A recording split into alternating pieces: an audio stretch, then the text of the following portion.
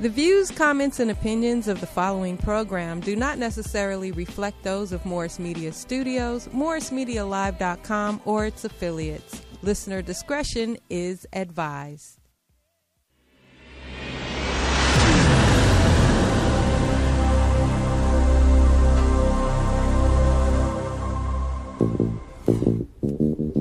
As a small biz pro, so we roll, using procurement, program, and control.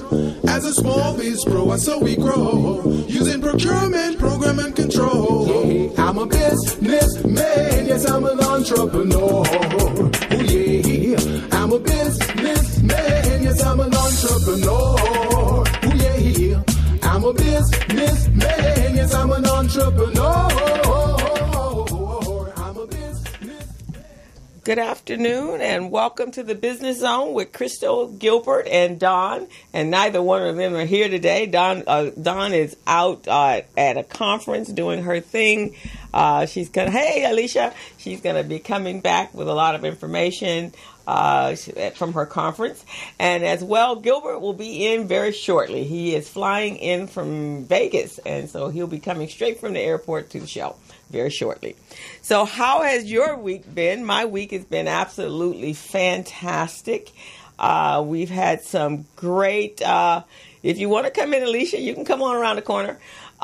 We've had some great workshops this week. I had a workshop with QuickBooks. Had a fantastic turnout. Better than any turnout I've ever had for QuickBooks. So I'm very excited about that. People seem to be all of a sudden interested in getting their books in place, getting their financial management in place.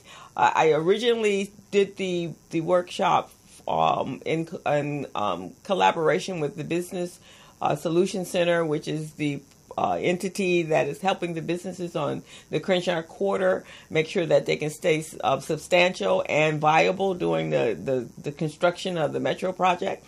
So we had about 7 or 8 businesses that came in, and so it was fantastic. The BSC, they're going to actually provide a year subscription to QuickBooks Online for the business owners, so there's no excuse for maintaining their businesses. And so Monday we talked about cash flow and how that's the lifeblood of the company. And so this coming Monday, we're going to actually get into how to use QuickBooks Online. So I'm kind of excited about that. And all week long, people have been saying, can I come? Is it too late? So that's cool. I like that when people are engaging and understanding how important it is to maintain their finances in their business, because that you don't have a business if you don't know how much money you're making and how you're spending your money and where you're spending your money, and also creating budgets so that they can do better business. So I'm excited about that. I'll see who turns up. I'm expecting another 5 people. So this is the very first time I've actually had a QuickBooks class with about 15, 20 people. It's just overwhelming. I don't even know how I'm going to handle it for the next 3 weeks. And so that's what's going on there. And then we had this amazing workshop on digital marketing and how you make revenue utilizing your website, your blog, taking the content and your expert content that you have, that you're teaching and you're using every single day, and actually engaging your audience and increasing your audience and your customer base, and at the same time making humongous amounts of money, and you haven't even sold your first product. So the guy that's teaching it, the instructor, his name is Armando Santos, and he and I are partnering up to bring this information to our community, which is just some valuable hidden secret behind a closed door. This is how everybody else is making money, but you guys don't know about it, so therefore you don't get to make any money. But he was showing me some spreadsheets that people are literally making anywhere from low end $5,000 a month to $70,000 and $80,000 a month just on ads on your website. So you guys have seen that, right? You've opened up a website that you've been searching for, and there's banner ads coming across the top and banner ads coming around the bottom and ads coming down on the bottom. On the side. So I always thought, okay, you had to click on that in order for you to make some money. And I know me. So what happens when I go to those sites and ads are coming up, I don't even pay attention to them. I don't click them unless it's something that really pertains to me. And so now I'm looking at it quite differently. Now I'm counting how many websites that I go to and how many ads actually appears on the face page of their website. So we were sitting there talking about one of his clients, and so he was opening up and he was showing me how the ads were positioned. And while I'm sitting there, we talked about this site for about 10, 15 minutes. Literally about 10 ads popped up. And so then when I was looking at how many viewers he had, and so I said, so how much money are we talking about? So he says, well, say on an average that person, they're paying $10 for every position of every ad that comes on their site. And they get over 50,000 people viewing their site. Then that's 10 times 50,000. That's a lot of money, and you haven't even done anything. Not a thing. You probably don't even know what's going on your website. So I was excited. So when he told me he wanted to bring it to our community, he wanted me to help if I wanted to, he wanted me to partner up with him, I jumped all over that. So because we're going to do some things. And at the same time, the takeaway is he's going to help me position my websites, which would be Mine's, the BusinessZone, and the Recycling Black Dollars. He's going to position our sites so that they are now generating and being monetized from that site. So that's pretty cool. So those classes are going to be ongoing every Wednesday night at the Los Angeles Urban League, which is at 4401 Crenshaw Boulevard, Suite 201. And they're free of charge. And you can come in and learn how to make your website more profitable. So that will be every Wednesday night from 5:30 to 7:30. So if you want more information about that, please reach out to me. The number is 323-447-7272. And then yesterday so this week was all about money. It is all about generating money for our small business owners. And so this week, we also had a website yesterday that was the Southern California Edge series, where we're teaching our small business owners, one, how to position their businesses in a better place, how to generate more revenue. So the workshop yesterday was generating more leads. So the young lady that was teaching that, Miss Evelyn Lambden, she came up from San Diego, and she was phenomenal. I mean, she's a marketer, and so she too was really helping you, explaining sales funnels and how you convert your leads into sales and then into money. So that was a great workshop. So this just has been a full week of learning and knowledge that you didn't have and we didn't have, sharing that with small business owners that were very enthusiastic about learning. So this has been a great week. Exhausting. This morning I was so tired I couldn't even think straight. So I had to sleep in. My brain was in overload from so much new knowledge. So what we're going to do is, starting as of today, we're going to continue this momentum of how we generate revenue for our businesses. So I'm going to give you some tips before we go to break and bring up our wonderful guests. And both of our guests are here today, who are actually talking about opportunities, one in how to generate and create business credit for your business. And the other one is going to talk about how there are opportunities that are on the continent of Africa, and they have relationships, and how we can generate income and new opportunities, not just here in the United States, but international. And that's where we should be thinking. We should be thinking global. And so I'm excited about both of them, and they're both here with some great information that they're willing to share. And people are sharing, you want to take, because not everybody's in that sharing mode. So we're going to talk about today 4 proven methods on how to increase the revenue in your business. And it really comes down to just these 4. There are other ways, but if you have a brick and mortar, or you're in business and you have social media and you have a website and your website is stagnant and you don't go to networking events and you don't talk to people, you don't tell people about your business, really pretty much your business is stagnant. And I literally have been coaching businesses that they've been doing the same business for the last 30 years. They haven't changed the business model at all. They haven't embraced new opportunities. They haven't embraced social media. And so their business is really just flatlined.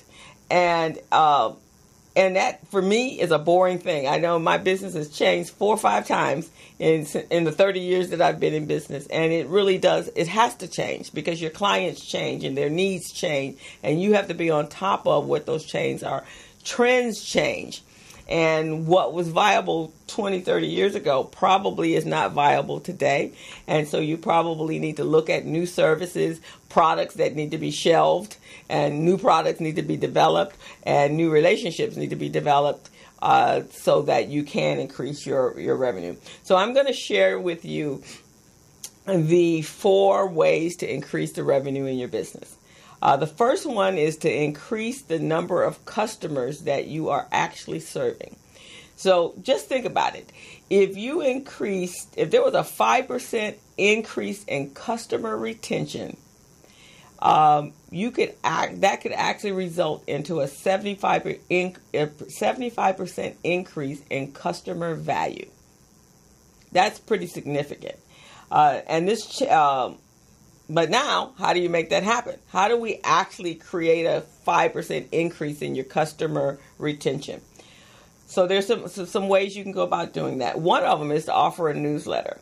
Now, I know this can be time consuming, but there are so many programs out there now, your Constant Contact, MailChimp. I use something called Flash Issue, and Flash Issue is great because I actually can just upload a picture and then I can go to they have like a reference bureau where you can just type in what it is you're trying to share.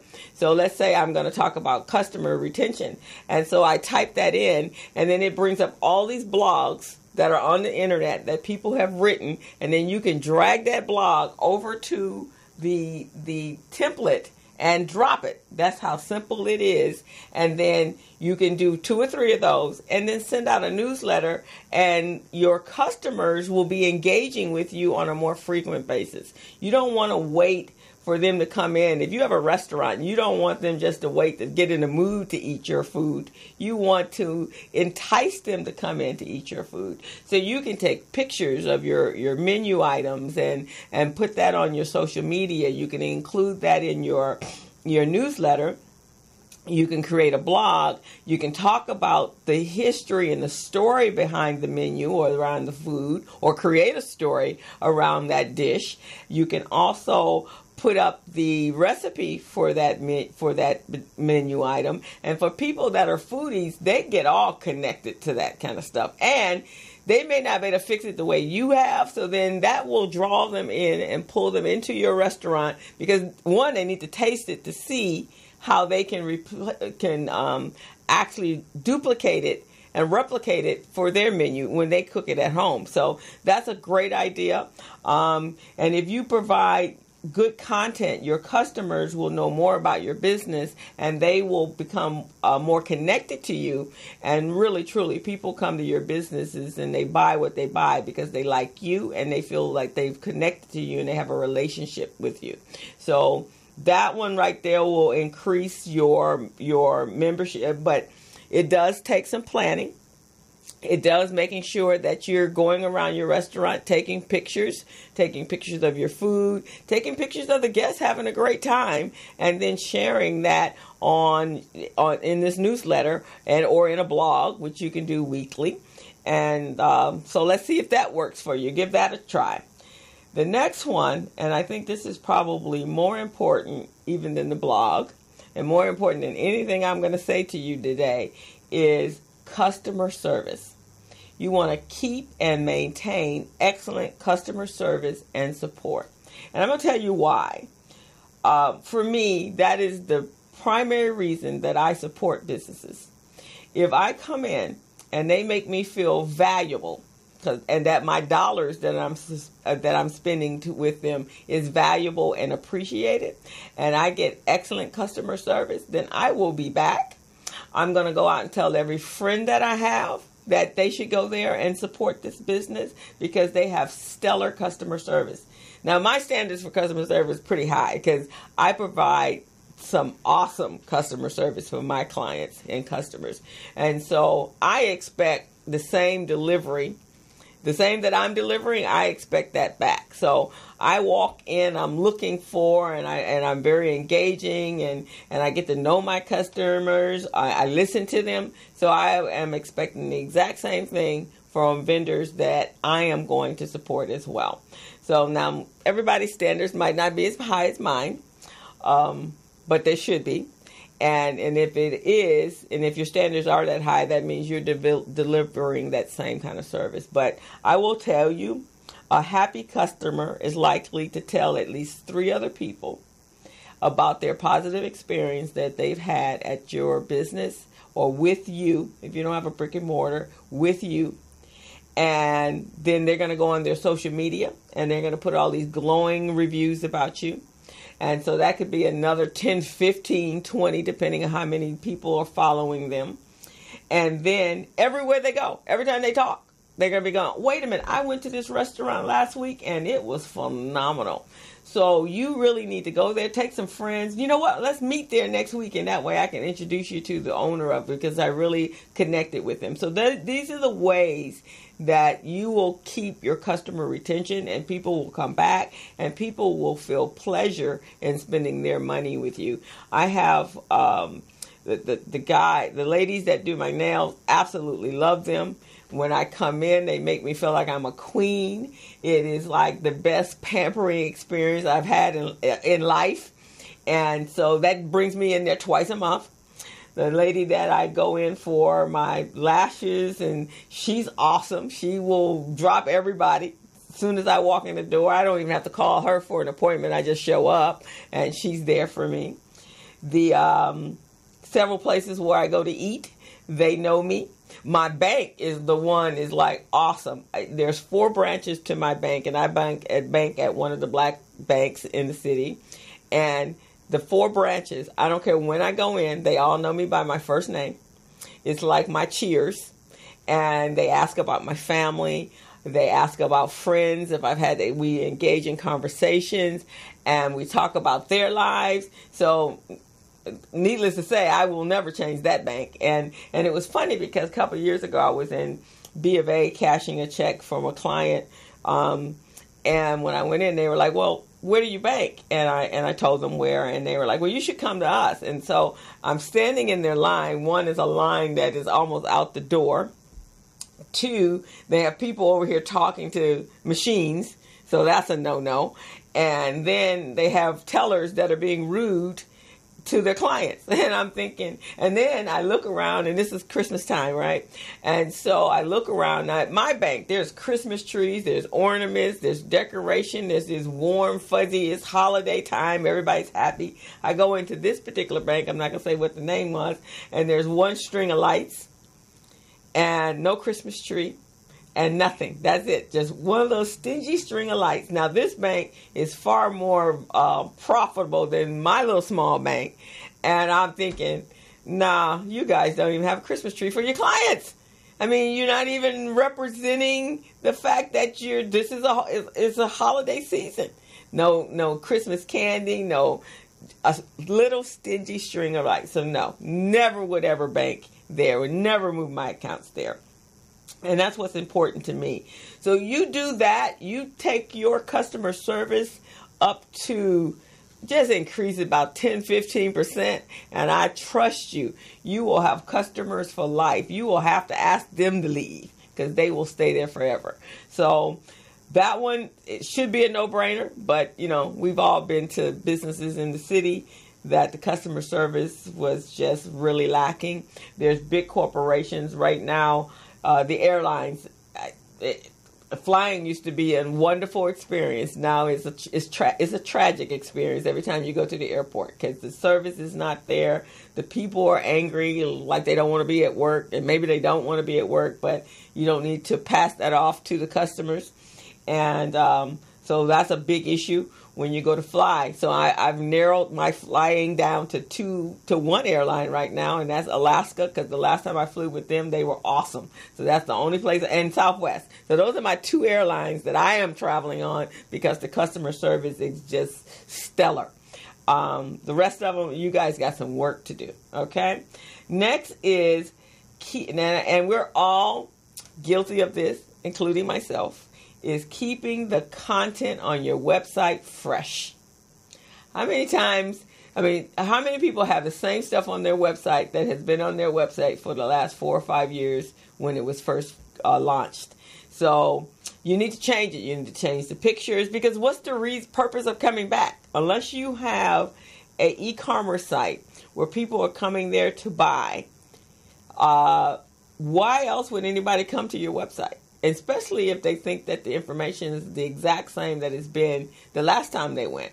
So keeping your content fresh is one of the main elements that will pull in new visitors and potential customers. Keeping your content fresh by publishing a blog that reports the latest business news or the key takeaways from things that are going on in your business and hot topics that relate to your industry.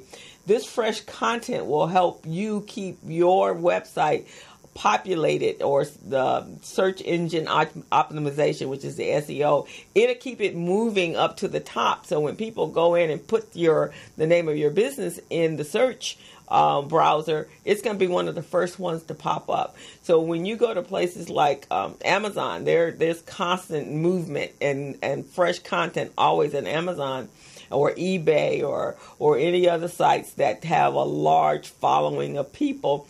Then you see new stuff. You see new things to buy, new books to buy, new music to buy. And they also reach out to you to let you know what's going on in their company. So that keeps you going back to Amazon. I'm a big shopper at Amazon. I get notices from them regularly. I do a lot of shopping with them. I'm a prime customer. I love it because my shipping is free, which encourages me to do more shopping. So these are the things that they do to create customer retention, and at the same time growing and increasing the revenues in their business. And then this last one for today, and then I have some more next week, is how to promoting your business on social media. Now, for businesses that have been around for a long time, they have this love-hate with social media. They have a love-hate with Facebook. They don't even know what to do with Instagram. They don't have a clue what Twitter is supposed to do for them. But I will guarantee you this, that there is probably not a person in the world, not even the United States, in the world, that are not on their social media platforms 4 to 5 times a day. And so you boosting and posting your content. If you're going to launch a new product, launch it on your social media sites. If you don't have social media sites, get one. And here's usually the complaint that I get about social media is, I don't want them to know about my personal business. Well, don't create a personal Facebook. Create a business Facebook, and everything on your business Facebook is going to be pertaining to your business. So you don't have to post about your children. You don't have to post about your dog or your cat or your fish. You don't have to tell them any of that. You're just telling them things that pertain to your business so that they can connect. And if they can't show up at your business, they at least know what's going on so that you become something that's on the forefront of their mind instead of on the backside and they never ever show up. So you want to do that. Instagram is fantastic for little mini videos, less than a minute. They're also fantastic for pictures. So there's a picture and a story everywhere. Every day in your business, even if your employees are just working diligent, or there's a happy moment, or a client comes in and they're ecstatic about their encounter with you, take a picture and share that picture on your social media. And that is how people will continue to engage with you. So there is no easier way to grow your customer base than providing them with value and having your customers promote your brand for you. When I started my business 30 years ago, because of the customer service that I deliver, for up until the recession, I had never advertised for my business. Everything that I did was word of mouth. Everything that someone would come in and they had such a phenomenal time, then they came back because someone told them about me.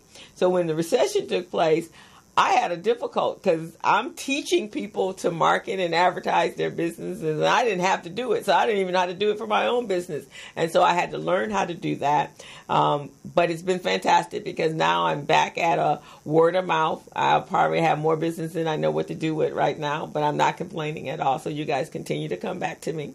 But I do have a complete referral system. So if I can't help you, I have a number of other people out there that can. But at the same time, my business is growing. There's some things that I put in place this year that even the revenue is growing, because I've changed my prices. I've recognized my value. I also have a track record. I've been tracking the progress of the clients and that I service. And so now they're happy and I'm happy. And I have these amazing goals for 2019. So this is how you move the needle on how much your business is earning and how you can do bigger and better things. You need to be always getting more education. So in order to do that, you got to pay for it. So that's part of increasing the needle on how much revenue you're generating each and every month. And then you're tracking that with your accounting software, whatever that is. Even if it's a spreadsheet, long as you're putting down how much money is coming into your business and how much is going out of your business and what your future spending should be. Those are all of just the key components of making sure that you're operating a successful business. So that is the business tip for this week. And we're going to take a break, and we're going to bring up our next guest, our first guest, and we're going to talk about business credit. So we'll see you shortly.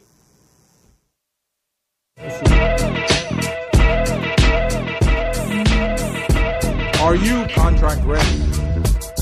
Are you bank loan ready? So I want to know how business ready you guys are. Part of what we want to do is to match you up with contract providers in Vegas, the casinos. We put together this training for the contractors in Las Vegas to assist them in becoming business ready. You know, when you first start a small business, the thing you're shortest on is resources. So the association is actually providing the training free. Now, Buchanan Associates, they're very well known throughout the U.S., mainly out of the California region, but they have produced so many successful companies that we felt if we brought them here to train our people, that it would allow for that growth, because we have so many public works type projects, stadiums that are going to be built, slated between now and the next 2 years, prepared to be able to do that work.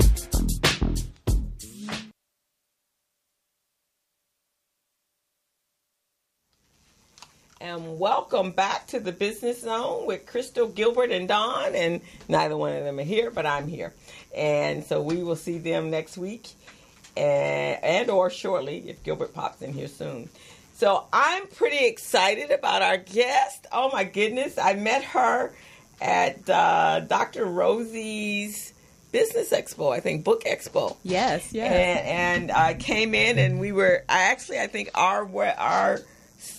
our seminars were going on at the exact same time. Exactly. So I didn't get to see you, but I've heard so much about you from Barbara. She just highly admires you. Oh, it's mutual. It's mutual. Barbara's wonderful. She is wonderful.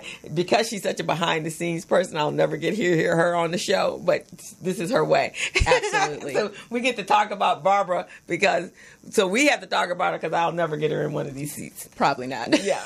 You know that, right? Yes. She's always behind the scenes. But I want to introduce you to Stephanie Ardre, and she is the president of Blue Diamond Capital Properties. She's an entrepreneur. She's an educator. She's an executive, having conceptualized and launched multiple business ventures over the last 3 decades. Wow. Her entrepreneurial and corporate experience has covered multiple industries, including real estate, finance, construction, development, consumer goods, entertainment, music, film, television, high tech, financial services, insurance, municipalities, and more. She has trained thousands of entrepreneurs nationally and is an adjunct professor teaching in the management and legal training department of UCLA, business economic department at Cal State University, LA, and the business management department at Fashion Institute Design and Merchandising. Welcome. Wow. And guys, trust me, there is so much more here that it is just amazing. So you cover a whole lot of industries. You know, I started off, I owned an advertising agency. And we have to handle a lot of clients from a lot of sectors. Yes. Wow. Yes. So this is good.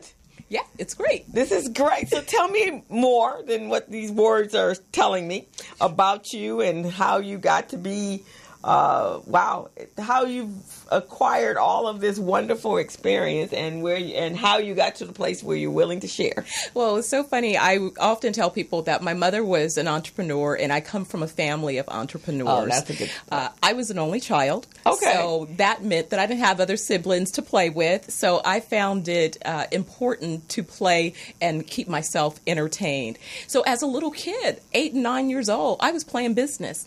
My dolls were my customers. Oh, my God. I knew 10 key by touch before I knew what that meant. I had every form that I could find that my mother had used in business. You needed those forms in my business. And I think the one day that she really realized that I was up to something, she came in and caught me. I had made a bunch of fake credit cards. And so she was like, okay. Wow. We need to talk. Wow. Now, what was the business your mother was in? She started off, she had been in real estate, actually. She was a commercial broker. She was doing land transactions initially, and then she moved into residential real estate and then eventually into communications. And you know what? I think it's interesting because I come from a generation of entrepreneurs as well. I'm a 3rd generation entrepreneur. But I think real estate seems to be the one industry that children recognize that their parents are in business for themselves.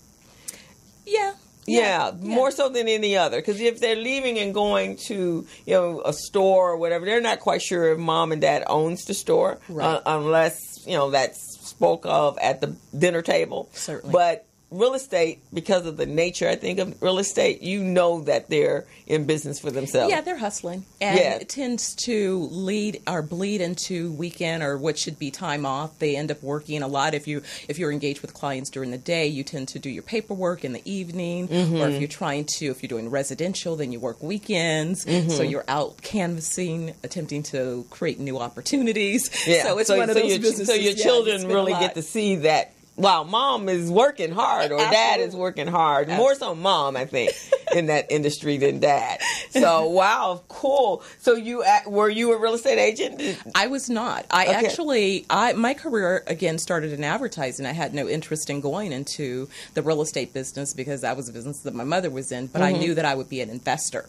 Okay. And so I had an early interest in investing and in owning buildings. That's what intrigued me about being a successful business owner. Okay. And so those are what your degree obviously is in marketing. My doctorate is a doctorate of business administration with a concentration in international business. Okay. And of course, if you go back through other, degrees, I've studied not only marketing, but I also studied management, organizational leading, because I was really interested in being able to develop new teams and be able to communicate and connect with those teams. So have you worked for corporations, or did you immediately? No, I did. Actually, I had the great opportunity right out of high school to start my first business. I was looking for part-time employment, and I had been a student that worked at the Unified School District, and so I had amazing typing skills. I played piano, great skills. So I was overqualified for the jobs that were being offered part-time. So people wanted me to come to work full-time and forget about college, and I'm thinking, no, I'm not going to do that. Right. And so my mom came across this opportunity for me to respond to an RFP and to take a chance and see if I'd win the contract. So my first contract was with the California State Library Association, and I helped to set up a program called Second Start Adult Literacy. Amazing. How old were you? 18. Wow. And they were checking there going, wait a minute, are you legal? Because at 18, I probably look like a kid. So but to even know what an RFP is at 18. Right. Well, and to apply for one and then get it, that's just, okay. Yeah. There are grown folks who in business for 20, 30 years that when you go RFP, they're like, what's that? Okay. Yeah. All right. Well, you were way ahead of the curve. I said every opportunity I had. I said I've been working for a long time because even as a teenager, we ran the snack bar in our park. And so we would develop the menu, pricing strategy, and how we were going to market and sell our goods. And then we would take all the money we made and we'd go on a team summer trip. So money and making money and looking for ways to create businesses has been an interest of mine. Okay. And then you've actually, so you're a business coach as well.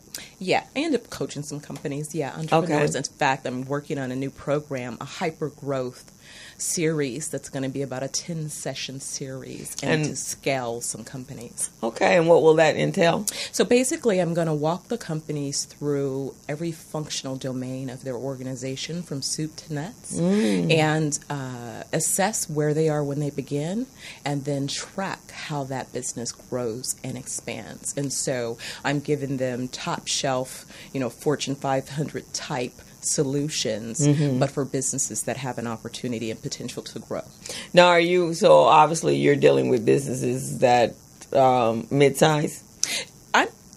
Listen, it's about the entrepreneur. If you have a vision for growth, then there's a way to map out the growth process for that business. So I tend to focus on, I say companies need one of three things. They need capital, they need to build capacity, they need additional customer acquisition strategies. So much as you were sharing earlier, those are the important things, because the only way, if you're going to build more business, you've got to either take better care of the customers you have, you've got to get some new customers, you've got to look at how you manage your processes, so that capacity building, because sometimes people go out and they increase their top line, but the bottom line doesn't increase because they're spending as much or more to address the capacity. Right, yes. exactly. Yeah. One of our, we're broadcasting live on Facebook, and so Candace, she owns a boutique. It's called All That and More, and she's got some great marketing skills, so she wants to know, what type of businesses do you coach? The sectors really don't matter, because, again, when I go back to the strategy, oftentimes what the business owner should be the expert in their particular sector. I'm the expert in understanding the strategies necessary to build that business. So I don't have to be the expert in that particular sector, although I do have a background in retail, so I happen to have some expertise. You hear that, Candace? Yeah, she was at the Fashion Institute. Yeah, exactly. So I started off in that business. So and then that's the thing, is I had the opportunity to work with. What was really great early in my career is, although I started off as an entrepreneur, when I went into corporate America, each sector where I worked for an organization, I had the opportunity to work for the leader in that space. Okay. And so what I tell people often is, when you learn how the leader operates and then you go out and replicate that in your business, you're going to have a competitive advantage over other organizations. Right, exactly. And, and it's funny, because when I have worked, Mr. Candace says, is the 10 course, I say, what type of businesses is the 10 course? So she just explained that. Yeah. When I did work at corporate America for probably the first 15, 20 years of after I got out of school. And I did it primarily for that next level of training, because you're not going to get that in school. Right. If you're in your MBA programs or business programs, they're just going to give you the lecture theory. But you don't actually get to see what it looks like until you go into a company. But what I find for most people, when they're just there as the worker bee.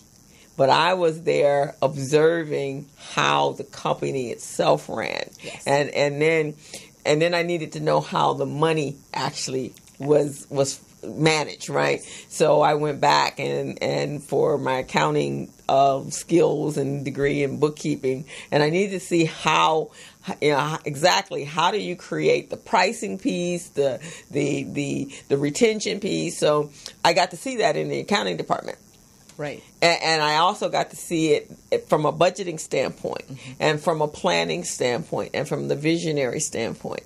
So that was my PhD university was working for them. And when I had what I needed, then I came back out, and then I used that in my coaching business or at practice. Or at that time, actually, it was accounting and bookkeeping. And then it's evolved to where it is today.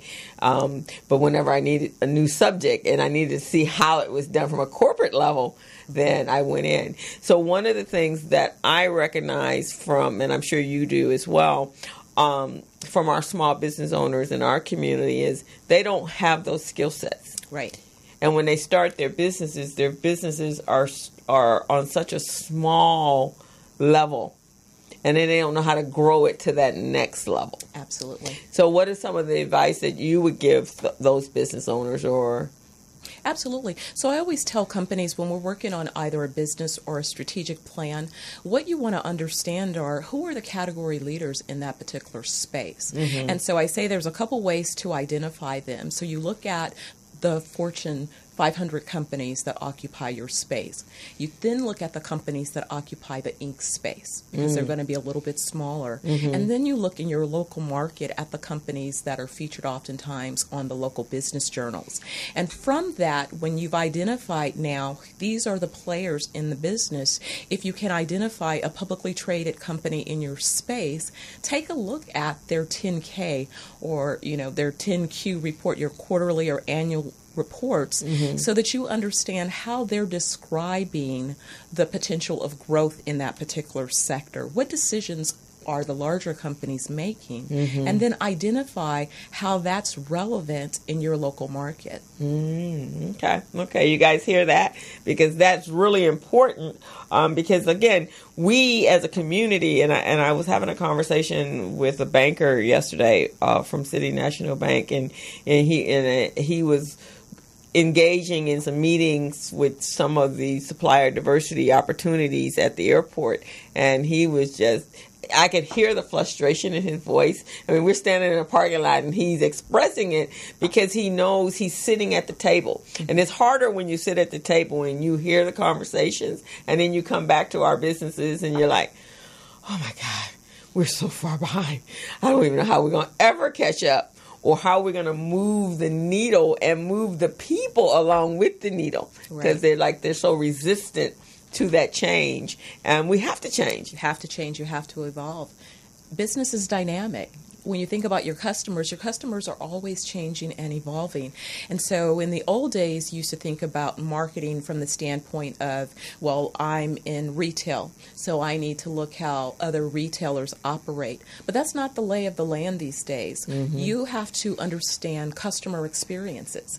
And so your customers are impacted by all types of organizations. And so based on their last experience, if it was a great experience, if I'm a customer and I just finished placing an order on Amazon and everything was wonderful, and then I call your business next, I'm expecting your business to match this experience that I just had at Amazon. Or if I walk into Starbucks and it was amazing, and then I turn around and walk into your business, I'm expecting your business to live up to this Starbucks experience. Exactly. That's what I was talking about in the very beginning. And that has nothing to do with how much money the company has. It has nothing to do with how much money the company has. You can't go know, oh, I'm sorry, sir, my business is small. I'm not Starbucks. The customer doesn't care. Right, exactly. And it has nothing to do with it anyway. It has nothing to do with it. It's like we just want a similar experience, and we oftentimes can't even call it out. It's just you're feeling a certain way, and then you're startled when suddenly you're not having that continued feeling. It's like, wait, what happened? What did I do? Right, exactly. Like, what happened? What? In fact, in some instances, you go somewhere and you get this. I recently, this was about a year or so ago, I had gone to I want to say it was a Burger King or a Carl's Jr., and it was outside of LA city limits. And from the call box all the way up to the cashier, I was like, where am I? The customer service was just excellent for a drive up. And I'm going, where am I?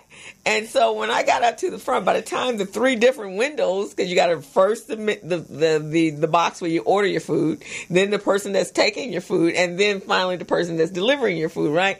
They were all just like, I gave them an A+. And I had to say something. I was like, this was an awesome experience from the back to the front. Then I came into LA a couple of days later, and I'm going, okay, wait a minute.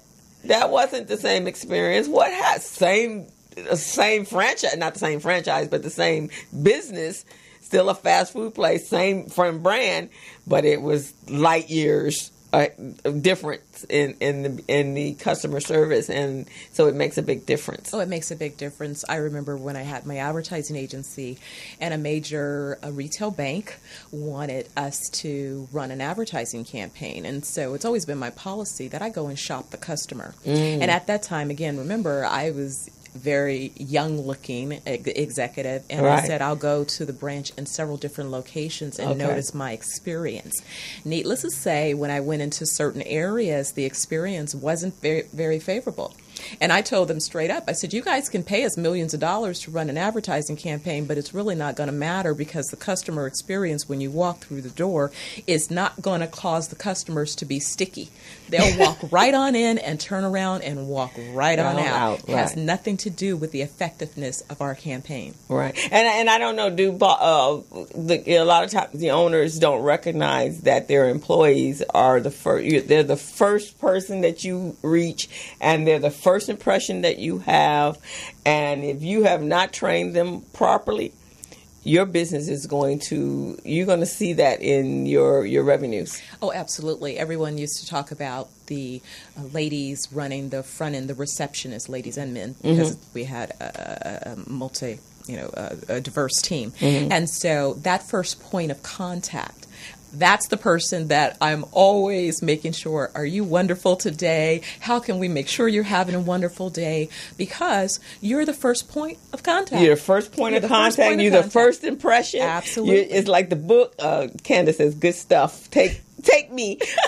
But yeah, you're the first, and I don't know if there was a Facebook post that was posted this week where, and I want to say this was Florida, and a young lady was coming in the drive-thru at a taco stand, and when she got up and I don't think they had the 3-window process, it was just one. And so when they got to the window, the young lady that was working there, the employee, she was taking the order, she goes, I don't speak English, and I'm not going to take your order. Oh, wow. Okay, thank you. and I want to say it was a Taco Bell, and so so she was Hispanic, and the girl in the car was black, and she was not being rude. She was like, "I want to order," and they're like, "I don't speak English." Now they could say that, and she says, "Well, get someone that can take the order." Nobody here speaks English. So excuse me, wow. It's at night, so they're not coming in the store. Right. So whoever drives up, you're supposed to service them. Wow. And so the young lady's like, okay, well, order number 6. Okay, it doesn't matter that you don't speak English. Right. Order number 6. I want the 6. And no English. Wow. that's unheard of. But that's the type of business that should be out of business. That's right. Because if you don't recognize that you're offering a service to customers, then you really shouldn't be in the business of offering a business that's front-facing to customers. Right, exactly. You should not have anything to do. You should work behind the scenes. You should do fulfillment. Exactly. Go work in a warehouse, right? Right. Yeah, absolutely. But you get more and more of that. It's like all of a sudden people think that I'm going to have a successful business, but I don't have to offer any type of customer service whatsoever, and we're going to spend our money. It's so unfortunate, and I think sometimes people will give in and spend anyway, or almost begging the business to allow them to spend their money. I'm like, honey, I'm the quickest. If it's not feeling right, guess what? I can go and vote with my dollars elsewhere. And that's what we have to look at is how valuable our dollars are, especially in the Black community. Oh, absolutely. I mean, because we got trillions of dollars and we're not using those trillions of dollars in order to acquire the power that we need. Absolutely. That we can get from that trillion of dollars. Absolutely. Yeah. So we took those dollars and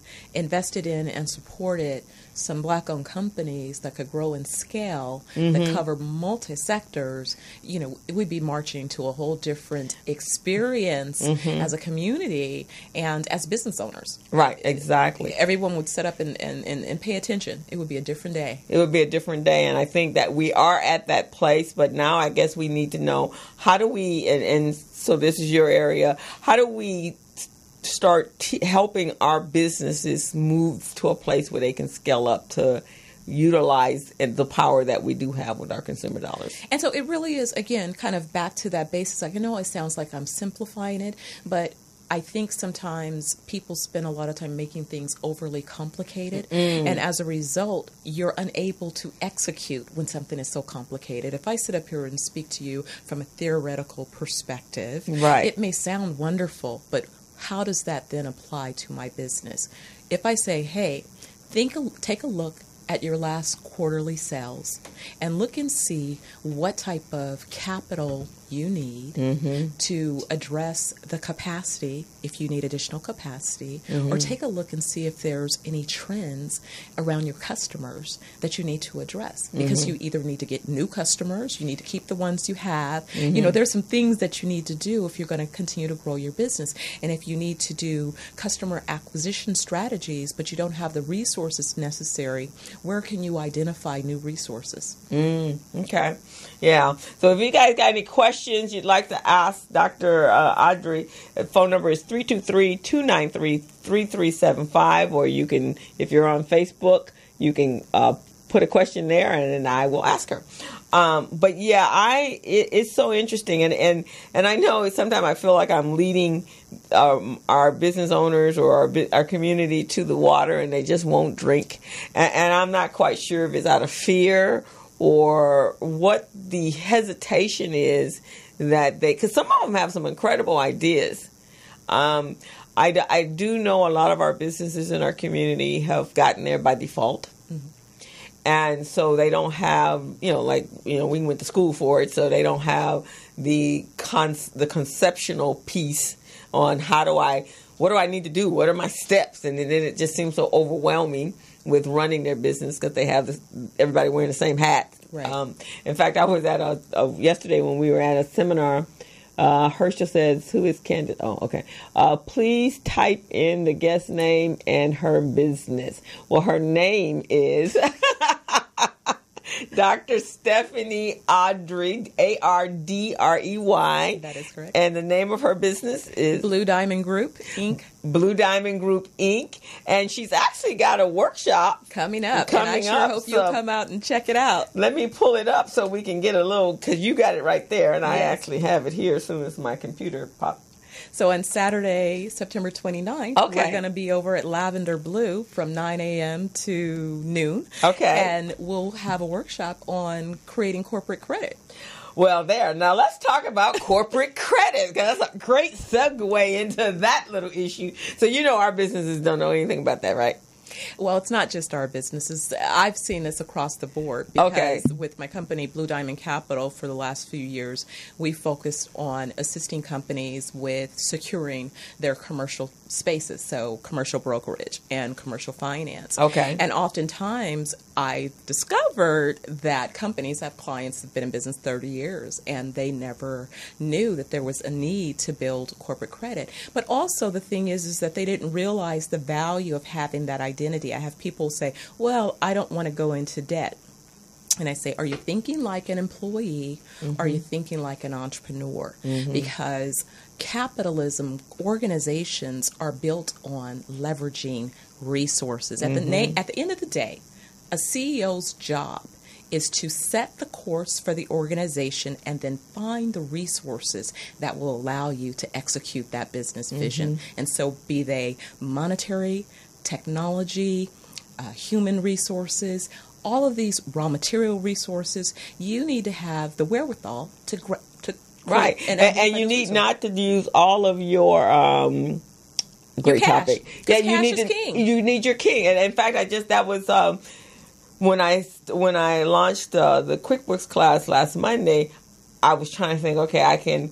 These are small business owners. What's the best way to lead into this? And what I did was I did it on cash flow, and how the cash flow is so important in order to get you to a place to manage your finances, right? Your financial structure of your business.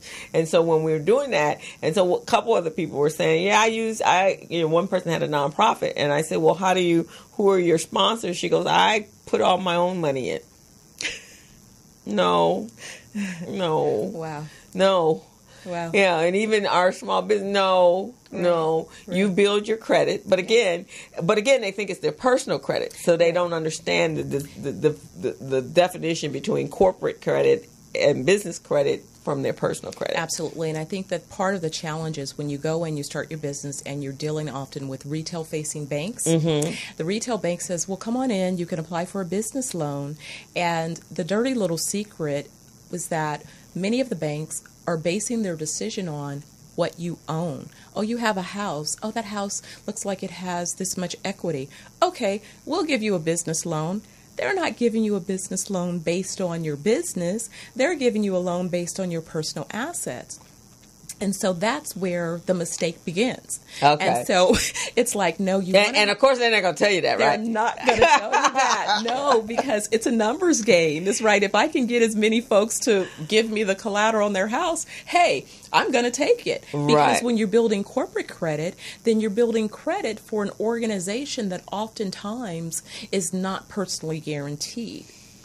So then that means that you're not going to come and get my house if for some reason the business fails. Mm-hmm. Mm-hmm. And so what creditor is going to tell you that off the bat? They'd rather you say no, because they're looking for some collateral. Right, exactly. It's easier for them, right? But at the end of the day, if you create your credit profile, and that's where you're beginning to build your Dun & Bradstreet profile, that becomes what creditors look at to determine if your business is creditworthy. Right, exactly. Now, how do they, let's see here, we got a couple questions. Let's see, Candace says, we don't want to be told no, so we use our own money. Listen. Listen, Candace. No, it's no big deal. Sometimes you get no, and you'll be grateful that you got no because you really needed to go to another source to get your yes. Okay. So Candace says she's going to be in your class next Saturday. Candace is at the Lavender Room, September 29th from 9 a.m. to 12:30. Early registration is $49 if you do it before the 15th. So we're past that. So it's $59. And I will post where you go to register as an Eventbrite. Yes. So it's actually how to get business credit and loans.eventbrite.com. What's the phone number? You want to give me your phone number? Sure. My office is 888-5-BLUCAP. That's 888-525-8227. Okay. So, can you tell them about Dun & Bradstreet? Because, I obviously, when I went to my university, my corporate university, all those companies had their own D&Bs. And so then I took that over to my clients. And I recall going to a church and they didn't have their Dun & Brad. And I put it all in place. And they had some interesting issues. So their credit was like, vendors and everything. And then when I came in, and just by establishing their Dun & Bradstreet, we were back on track within a year. Yeah. It's like anything else. It takes time to build. But what you want to do, even for companies, oftentimes they're first introduced to Dun & Bradstreet when they're trying to do a government contract, because you have to have a D&B profile in order to contract with the government. But outside of that, they don't realize that, wait, this is the business repository. So this is where you establish the credibility of your organization. But oftentimes what I've seen is, let's back up before we create the Dun & Bradstreet profile and make sure that you have organized your business appropriately. Right. I can scream almost every time I see an email that's a Gmail or Yahoo account. No, that is not going to work. You're using your cell phone no, you're not using your cell phone for your business. Oh, you're using a P.O. box or a UPS address. No. Right. Let's set the foundation up correctly. Right. Mm-hmm. And look and feel like a corporation. Because who knows, many companies that became large organizations started in somebody's garage. Exactly. Can we talk Apple? Can we talk the Order Group? Microsoft, they all started.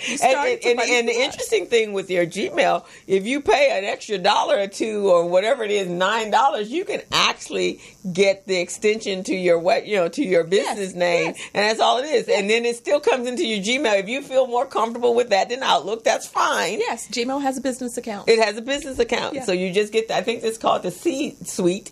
G Suite. Yes. So you can do the same thing and create that email address that is appropriate for doing business. Exactly. And your EIN number. Right. So you just need your basic information and make sure that your business is set up appropriately so that your business is looking and feeling like a traditional organization, because that's really the test. Mm-hmm. Where are you located? How are you doing business? And the great thing about building corporate credit, oftentimes you go into a bank and you want to apply for a loan. They want tax returns. They want to see how well you've performed. They want to see your projections. They want to see the results. You can begin building your business credit as soon as you form your legal entity. Mm-hmm. You don't have to show your revenues yet. You can deal with, hey, this is what we're projecting to do. Mm-hmm. And you begin to create your profile from that information. Okay. So you guys heard that. So it's not putting the pieces together for the puzzle is not difficult. No, it's not. It's just knowing the pieces, right? And knowing in what sequential order to align them. And just making sure that your information looks and feels like a corporate organization. Right. Candace, the phone number is 323-293-3375. You're calling into the show. I think she wants to ask you some questions. Okay. But yeah, it's so important for us to start doing business that way. And people coming out to workshop, $59 is nothing. You can spend that much money just going to McDonald's nowadays. But the more you learn, and this is the thing that people have to recognize, investing in yourself so that you can do better business. Absolutely. It's important. It's important. Every industry that I've gone into, I remember after the civil unrest, I was asked to assist entrepreneurs. The objective was to help them develop better business plans so that they could potentially secure SBA guarantee. And the SBA does not issue loans, but they serve as a guarantor. They're a credit enhancement for the business. And I asked the question, I said, well, what's the problem? And they said, well, these businesses, the plans, they cannot articulate them, and so therefore we don't believe that they wrote the plans, we don't believe that they understood the plans. And I said, well, I am going to break down business planning, and it will be so well understood that you will never, ever, ever again have an issue when somebody says, give me your business plan. It's like, oh, yeah, I got that. Right. And in my earlier career, people didn't want to do the work. And they're like, okay, well, you write my business plan. And I did that for a couple of people. And then the last time I did that, and now I do it differently. Now we're going to do this together. Because what happened was I wrote a plan for a company that was starting a real estate franchise. And so I did all the research. And so it was like, I mean, just the plan was on top. Even the person that had been in the industry for some number of years, she was going, wow, I didn't know this. I mean, the future trends, everything, it was there. It was pretty, right? And then they went to go explain it to somebody. And they're like, and I tried to sit them down so we could go over it page by page. And they didn't want to do that, right? They wanted to pay someone to do that. And so after that experience, and of course now they had to have the person that they were trying to get to invest in their franchise to call me. I'm not part of the business. I'm just the vendor that you use to write the plan. So of course that didn't look good, right? So after that, I have made that my that's on me. The onus is on me. So now, look, if we're going to do this, we're doing this together. Absolutely. So I'm going to give you the questions. You're going to answer the questions. We're going to go through those questions. I will help with the research, and I'll do the research. But then you're going to write it. It's going to be in your vernacular, your words, so that when you go to articulate it to whomever it is, you're not speaking my language, you're speaking your language. So they understand that you put the time and the effort into your business. Absolutely, because guess what? Most people think that the business plan, I'm writing it because some investor asks or I'm trying to get loan. No, your business plan is supposed to be a roadmap. Right, exactly. And so guess what? One thing that I know for sure is if you've prepared a business plan before you've executed that particular plan, the plan is faulty at day one because the plan is based on historical data. Right. So when you get out there, you have to have the ability to adapt the plan to reality. Right, exactly. You can project all these different things. Yeah, because projections are cool, right? Yeah, but the actual, the first day you have, the customers don't come in, all them 25 customers that were coming in every day. Exactly. And those first, not even one of them came in. Now you're like, oh my God, what? And that goes on for the first 2 months. Yeah, now it's just, it was projections, because you can't, unless you're doing the other pieces to get those 25 people in, and then going back and a lot of people, they write it, once they get that business plan, it's like writing a book, like, whew, got that done. Right, it's on the shelf. Right, I'll never have to look at that again. And then comes a crisis. Okay. Which you addressed in the business plan. Right. But you didn't go back to read the business plan, so you have no idea how to address it in real life. Yes. Yeah, so they have to realize, and I tell them right up front, that it's a walking, living, breathing arm of your business. Absolutely. It would be the same thing if we were planning a trip. Say we're planning a family reunion. Right. When are we going to have the family reunion? Where are we going to have the family reunion? Who's going to attend the family? Right. How are they going to? It's the same thing. That's really all your business plan is telling folks what you plan to do, how you're going to do it, when you're going to do it, where you're going to do it, and if there's some risk involved, how I'm going to deal with that risk. Absolutely. When it actually is presented to me. Yeah. And you're at the family reunion, Uncle Harold going to show out, so you got to have a backup plan, right, to usher Uncle Harold out the room when he starts to show up. Absolutely. So, yeah, but that's the same thing, and they just think, they just want me to have and they come to you and they tell you that. They say, I need a business plan. No, before you even started your business, you probably should have had that. Yes, and then you should go back and review it like every 6 months or so. Absolutely. Yeah. I tell people oftentimes, listen, I know when you're running your business, you're head down and you're running straight ahead. But a good thing to do is to spend a weekend, maybe before you do your quarterly filings, if you're doing quarterly filings, and just look at how your business performed the last quarter. Yeah. And compare that to what you projected in your plan and see if you need to pivot, because sometimes you just need to make some pivots, in the business. But if you're not paying attention and you're just running headstrong, you might be running in the wrong direction. And then so many of our business owners are like, well, it's only me. Well, first of all, we don't want to continue to be only me. Absolutely. And if you can't, if you can't afford to hire, then what you want to do is be a partner with people that can show up the strength, the weaknesses that you have, so that you're still operating because you have resources. Absolutely. But if it's only you wearing all the hats and you're never getting to that position where it won't only be you, and you can have a staff to do the clerical stuff because you're more valuable than that. You know, that's fine when you first start your business, but at some point you should be able to elevate up so that you're the one out on the street doing bring the business in or whatever it is that you do best.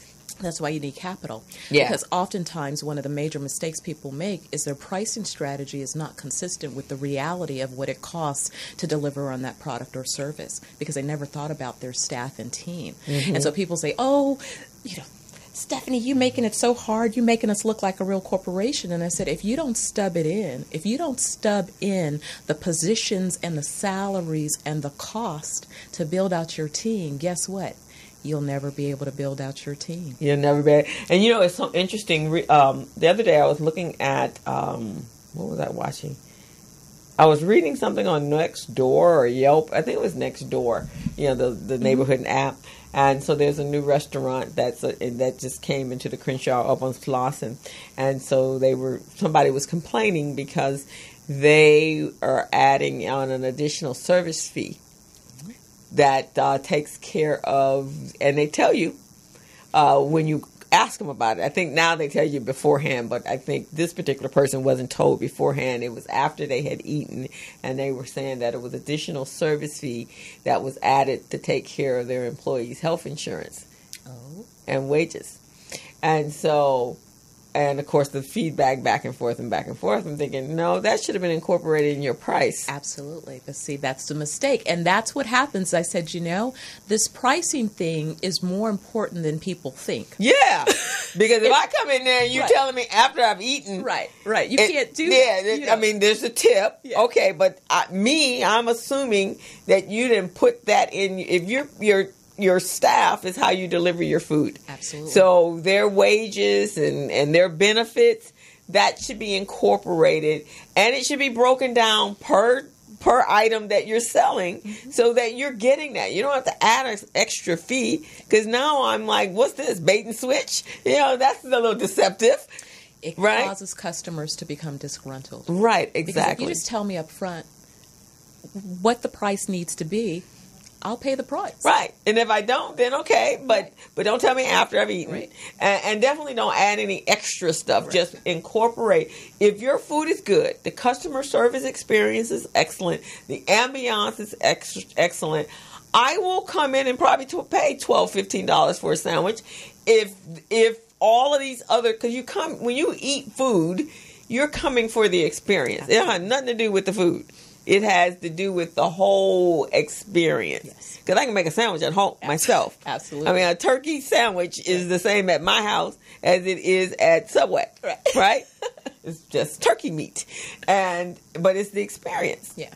And so don't come and do that. So people really need to recognize, So pricing is absolutely right. I think I'm going to do some workshops on that, webinars on exactly how you price your product. Absolutely. And it's really understanding those costs. So it builds on the training that you're doing, even with the QuickBooks. When you break down what are my fixed costs and what are my variable costs for my business, or to produce each of the particular products or services that I'm offering. And then a lot of times what people forget is you have to build in profit as well. Yeah, your 10, your 15, 20%, Make sure whatever all it is. of those things are factored in. And then that's how you then determine what your real pricing structure should be. And I always find when I do workshops in QuickBooks and also business planning workshops, people are basing their price on their pocket, not on their customer's pocket.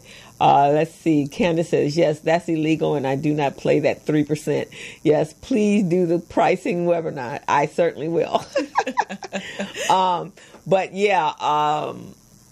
and now that's how I teach QuickBooks. It's really more accounting, because a lot of times I think that's what deters them from using a software is they don't understand the accounting piece. And so when I break it down in, okay, these are your costs to operate your business. This is a cost to be able to hire your employees. I've had clients that we've worked up to them being able to hire. is so that this is what we need to do at the end of the 6 months we review, end of the year we review, we do an overview. Okay, this is where you are, and been able to increase their revenue by 10 to 15% each year based upon that. And also it helps to be able to look and audit to see if you can reduce your operating costs. Yes. Because in essence, in order to increase your bottom line, you don't necessarily always have to increase your top line. No. It's looking at your operational processes and the expenses, the money that you're losing there. So when I go in and do a business audit, I start, let me find the money that you already have. Right, exactly. And I have I have a client that we've switched over. I was doing her bookkeeping and then we've kind of done a switch. So now I'm teaching her how she wanted to know how to use QuickBooks Online. And when she actually did that, she realized you find nowadays, because everything is online, right? And a lot of your products and software and tools you use are online. So you have a subscription here, subscription here, subscription here. And when she started processing her own, she's like, slash that, I'm not using that. Because you might have set that up a year ago and realized you got 2 accounts. I just realized today, I was like, I have 2 Hootsuite accounts. Let me get rid of both of them because I'm not even using them anymore. So being able to go back and review where your money is actually going. Absolutely. Yeah. And folks that want to preserve their resources, pay attention to that. You pay attention to everything. Right, because it all contributes to your business. Yes. This has been quite informative, and our guest over here is saying it's absolutely wonderful and great information. And they're going to come to your workshop. So can you tell them again about your workshop? Absolutely. It's going to be Saturday, September 29th from 9 a.m. to 12:30 p.m. at Lavender Blue. Lavender Blue is 3310 West Manchester Boulevard in Inglewood. And for more information, you can call 310-498-3783. Okay. This has been fantastic. Thank you so much for having me. It's been wonderful, and we have to do some stuff together. Can't wait. That would be fantastic. Can't wait. And as well, I think I have something on the 29th, but I'm going to check my calendar and see if I can at least stop by. That'd be wonderful. I'd love to see you. Yeah, we'd love to. And then I'm going to edit the video this evening, and I'll send it over to you. You can pop that up on your website so we can draw people in, and I'll make sure that I blast it out as well. Wonderful. So that we can get your room full. We love that. We love that. Because this is what our businesses need to hear. Absolutely. Yeah, and I actually... you sent this to me. I'll make copies because I have my QuickBooks class on Monday. Okay. And then I have the digital class on Wednesday. So I can make sure that everybody there gets a flyer and come on out. Oh, that'd be so wonderful. Thank you, Crystal. Not a problem. Got to help the sisters out. Absolutely. If anybody else is out here helping our businesses, we need to make sure everybody knows who you are. Thank you. Thank you so much. My pleasure. All right. So we'll be right back. Our second guest is here, and he's going to tell you about some opportunities that we can do business in Africa. So I'm kind of excited about that. All righty. Excellent.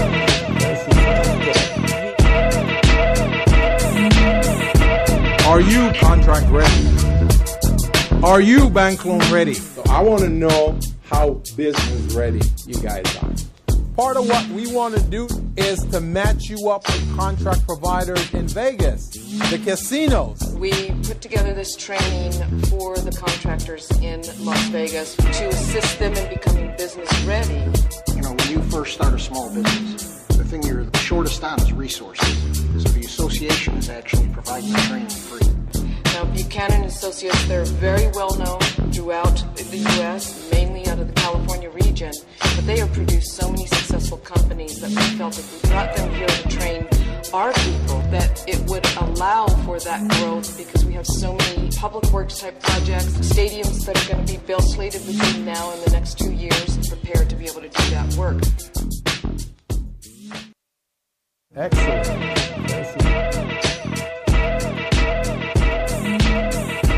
Are you contract ready?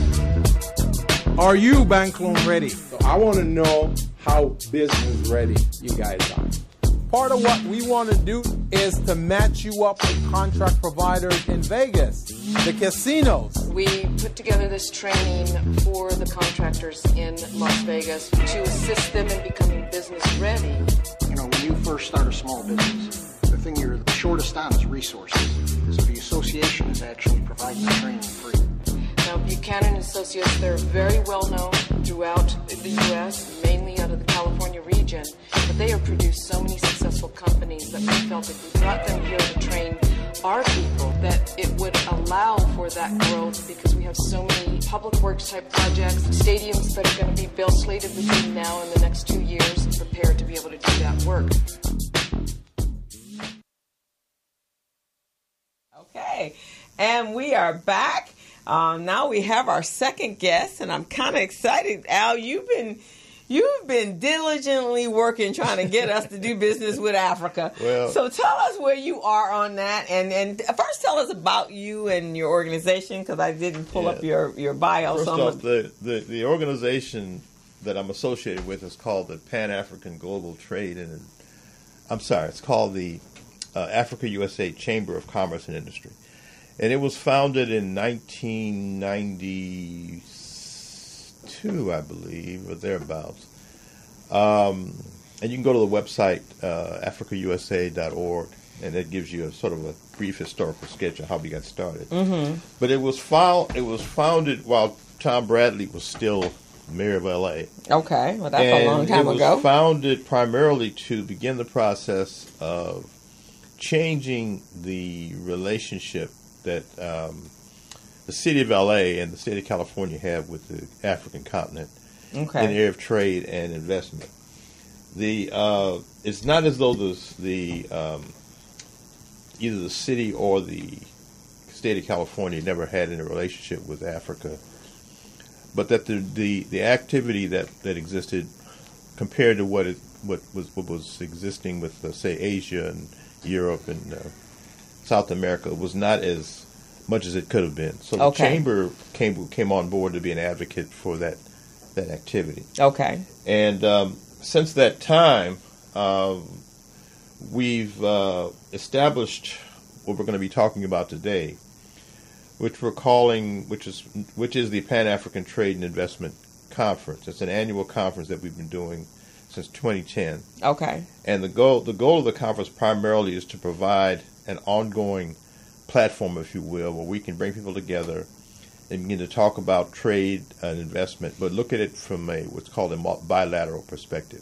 Mm-hmm. So what we're doing is we're looking at not only how we as African Americans can trade, do business in Africa, but also how Africans can do business in the U.S. Okay. And we found that both is needed. We can't assume that just because Africans want to do business in the U.S. that they necessarily know how to do it. And we also can't assume that just because we as African Americans want to do business in Africa that we know how to do it. Because what we found to be true is that there's a learning curve that needs to be happening on both sides. Okay. So what we've been doing primarily through the conference has been trying to, if not decrease the curve, but make it at least provide much information as possible so that people will actually be able to trade effectively. That's the important thing, doing effective business. So where are we in the process? Because I know we still got a lot of work to do. We still got a lot. Tell you that right now. and that is because it's because people on both sides tend to don't have realistic expectations about what the opportunities are, and then the other problem you have is that people on both sides don't prepare for the opportunity. Okay. So one of the things I was doing when I first began to work for the chamber was I was taking people to the continent to look at business opportunities. Okay. So I took trade missions to Nigeria, I took them to South Africa, I took them to Ethiopia, I took them to Uganda, I took them to Ghana, and we would sit down and we would introduce them to potential business partners, potential business opportunities. And people would have a great time. They would love to go back to the continent. They'd come back, but nothing would happen beyond the mission. Okay. And at that point, I began to realize, wait a minute, I got to stop. There's a problem here. And the problem primarily was people needed to have some basic information about how to establish what I call a trade program within their business. Okay. As part of your business activities, what you need to do is actually establish a separate division of your program, of your business, whatever it is that deals particularly with international trade. So that's total. So it's separate than doing business here in the United States. Yeah. Because what you're focusing on is how it's one thing to think about how I'm going to market my business in the U.S., but it's another thing to think about how I'm going to market that same business in Asia or in Africa or some other parts of the world. Okay. And what you've got to do is begin to think globally as opposed to thinking domestically about how you're going to do what you're going to do. Because there's costs involved, right? That you would not have doing business here. Yeah, for example, you got to get on an airplane. Right. So you can't do it. You just can't do it sitting here. Right. You actually have to go over there to establish the relationships, which means you got airplane fees, you got hotel, based upon the relationships that you established before you went. You have travel expenses while you're there, meals, all these kind of things that come into play when you're thinking about beginning the process of establishing a business relationship with someone in another continent. Okay. And a lot of it is not a quick deal. I mean, you can't go over there and expect to come back necessarily with a trade deal on one visit. Okay. But I assume that people do. Well, it happens. It has happened. I'm not going to say that they don't. Okay. But you don't want to expect it to happen on the first visit. Okay. Unless you've done some serious homework and you've got somebody on the other side waiting for you that's good to go and that your product or service is something they desperately need. But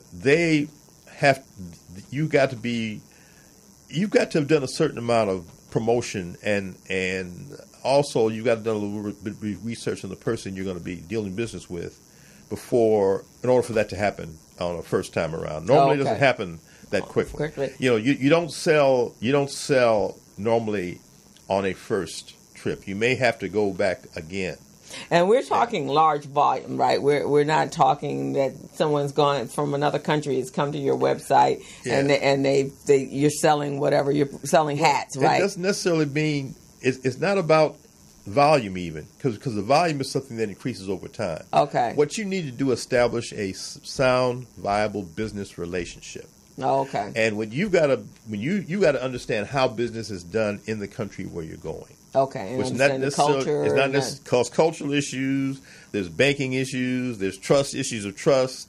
All that has to be in play. Okay. And you have to feel very comfortable about the business relationship you have or the potential that exists before you actually want to go in there and try to close a deal. Okay. Now, so that's just some of the basics, and I'm kind of getting a little ahead of myself, what I wanted to talk about today. But anyway, the one of the things that we're trying to do is help people begin to think in terms of three essential things when they're going to set up a trade program. Okay. One, they need to be able to do what we call international marketing research.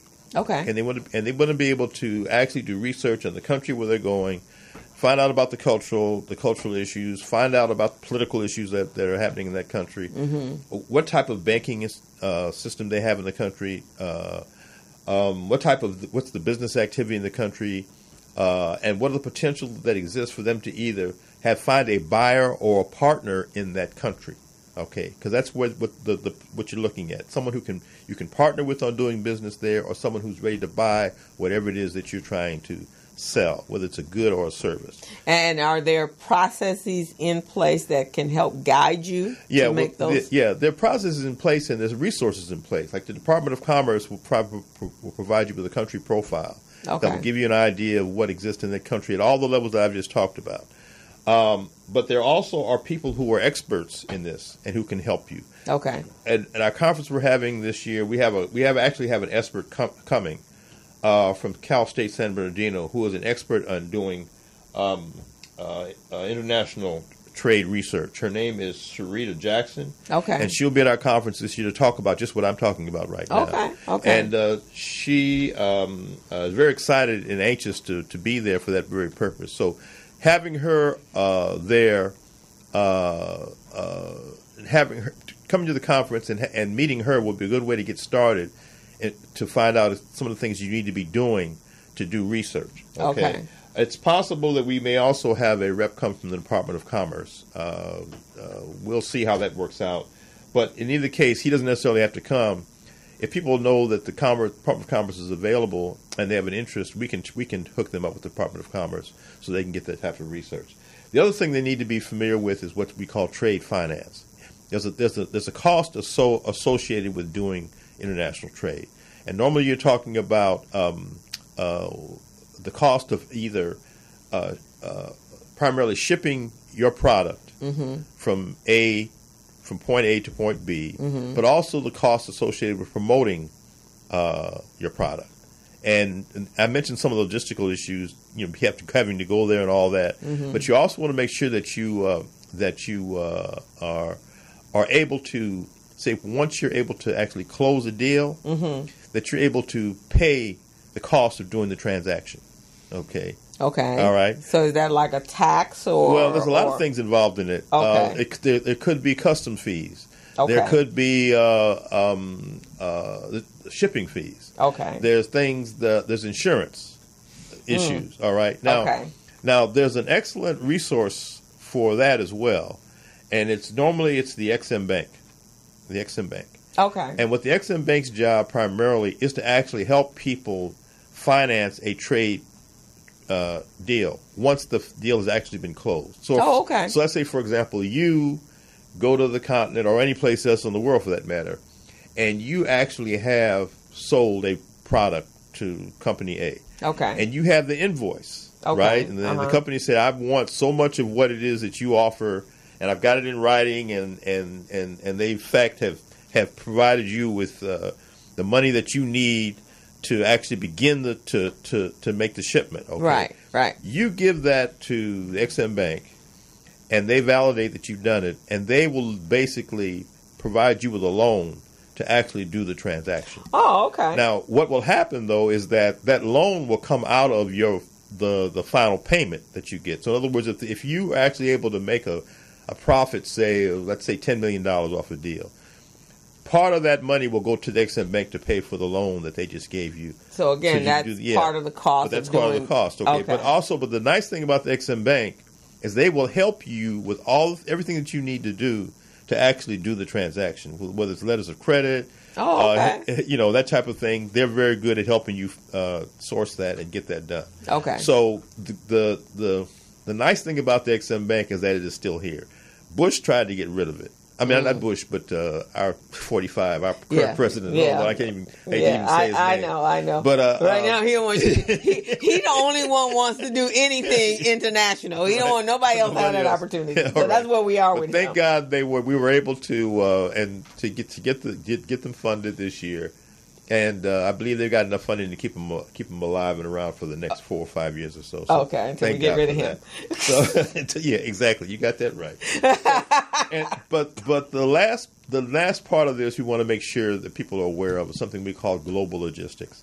In other words, what is the best way to move product A to product B? Do I do it shipping? Do I air freight it? And then what's the cost of either one of those?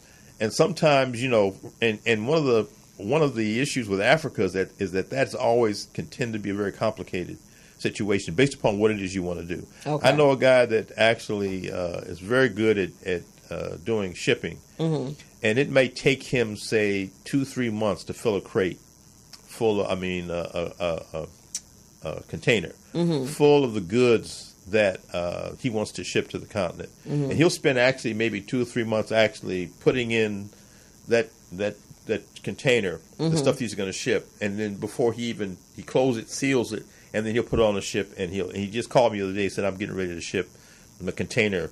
So this could take 2 or 3 months. But it took him 2 or 3 months. And then how long does it take to get it to the other side? Well, it depends upon how the shipping, the carrier that you use. But you figure that it's probably going to take at least a month for the shipment to get to the continent. Okay. Then when it gets there, you got to make sure that you've taken care of everything on that end with the customs and everything else, so that you can actually go to the crate, break the seal, get in there, and get your stuff out. But then you've either got to be there when it gets there. So you got to send it, and then you got to fly over there and wait and be there when it gets there. When it gets there, or you have to know somebody you can trust who can handle it when it arrives. Okay. So you're going to get a bill of lading that's going to basically tell you okay, this is what we're shipping. Mm-hmm. This is how long it's going to take for it to get there. It's like when you get an airplane ticket, right? Right. And it says, okay, you paid to go from here to here. Okay, it's going to take you this long to get there. Right. Etc. This particular will happen. So you'll know pretty much about approximately when that ship is actually going to get to the continent, or wherever you're gonna. So you can plan your trip there based upon what you've paid for to get the product from A to B. So there's a lot involved in it. Now there are people and classes here on this side of the water that can help you with that. You want to talk with either the LA World Airports or the Port of LA about services that they currently offer to help either train people or help people. Oh, so they do have programs and training ongoing? Yes, they do. Okay. So you want to call them. You can. In fact, the LA World Airports actually has a logistics center. That is there that you can call and talk to, and they will talk to you about air freight and the cost involved, and based upon where you want to send the stuff, they can give you a pretty good idea of what you need to do to plan that. The Port of LA has a really good marketing program that helps people with shipping, both shipping and receiving goods from other parts of the world. So that's always good to know. So. Those are the kind of things you need to be thinking about. So now at your conference that you do, this is how many years have you been doing this? Well, this is our eighth. It's our 8th year. It'll be our 8th year. Okay. And we actually have been through a lot of changes on this conference, but we had a very interesting thing happen this year. Okay. This year, we received a serious invitation from Cal State Dominguez Hills to come back to Dominguez Hills to do our conference. Now, from what I recall, you're doing it in 2 places, though. Yeah, we're doing it at the Leimert Park Village. Okay, and that's because we're trying to establish the Leimert Park Village as an ongoing venue for doing the conference. Okay, that's cool. And but this year we received an invitation to come back to Cal State Dominguez Hills. Now, we did our first 3 conferences at Cal State Dominguez Hills. That's where we began the conference. Right, I remember because I think I came to one years and years ago. We were there. Yeah. And the nice thing about the return is that we have, as a result of our successes in the past, because Cal State Dominguez Hills has always had a presence at all of our conferences. They've either sent a rep or had someone speak at our conference every year. Okay. So, but they had a change of administration. So from the time that we did our last conference in 2003. They had a new administration, and they didn't get it. Let's put it that way. They just didn't get why we were there. Okay. Get why y'all were there, huh? The new administration understands. Okay. And as a result, and it's an African-American man who has actually taken over as the president of the college. Okay. So in fact, I ran into him 2 weeks ago in Irvine at the California Black Chamber of Commerce annual conference. And I'm walking in, I bump right into the president of Cal State Dominguez Hills. Well, there you go. So I said, hey, it's good to see you because I'm getting ready to do a conference at your campus in 3 weeks, right? Okay. And he said, I'm glad to meet you because I really want your type of activity at our campus. I said, well, go on. You just go on. I said, now that's a change from the year before when they didn't even want me. That's nothing but God, right? So what happens is, as a result of being Cal State Dominguez Hills, we now have 4 departments that are working with us. Oh, that's to do phenomenal. The conference. Okay. So the Merv Dimerly Institute is going to be involved, and they're actually developing. Each conference is developing a component. Each department is developing a component of the conference. So the Merv Dimerly Institute, and Anthony Samad is over there now. He's running that. Well, he's going to do an Urban Issues Breakfast Forum at that campus on the first day. Oh, fantastic! In the morning. Okay. All right. So he's going to do something. And he's done a number of topics on this, right? In the past, when he was doing his Urban Issues solo. Right. But he's going to we're going to start the conference office with the breakfast forum at the campus on the first day in that morning. Okay. All right.